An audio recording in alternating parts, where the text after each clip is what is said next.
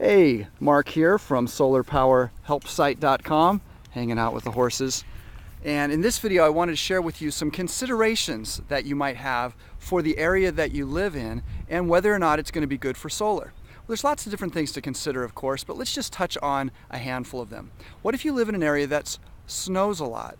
Well, you're going to want to be able to protect your equipment because, of course, it's going to get wet. There's going to be some corrosion. You want to make sure that the seals are right.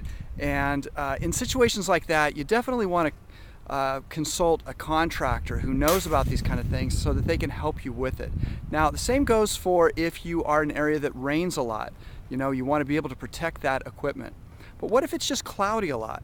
Well, of course, that's going to affect the amount of solar that the sunlight that's coming into your unit. So you may not be able to get as much of a charge, but it's not an end-all. Because clouds are going to make it so it's diffusing the light, you don't have to worry about pointing the panels to the sun as much because light is really diffused and it's coming from all different areas. But of course, you're not getting as much of it into the system, so that's going to affect the amount of energy that you're able to create and potentially store depending on the device that you've got. Now, wind is another thing that you're going to want to consider. If you've got a very windy area, well, you're going to want to make sure that you've got heavy-duty security bolts or attachments so that one, the equipment doesn't fly off of a roof or wherever you've got it, and two, it doesn't hurt anybody in the process because it can be expensive on both ends, right?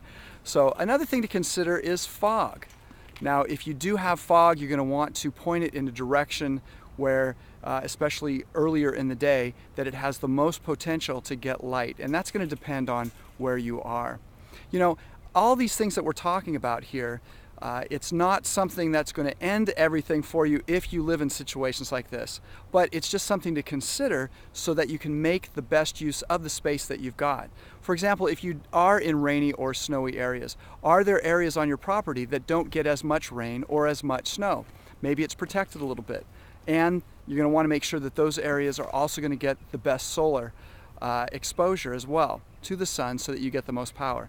So what I suggest you do is go to solarpowerhelpsite.com for a lot of tips along these lines and other things so that you can make the best decisions along these lines and so that you can have fun with the process, because it really is a lot of fun going green and being able to make the most of the natural energy that we've got around us. I'm Mark, and I'll share more with you soon.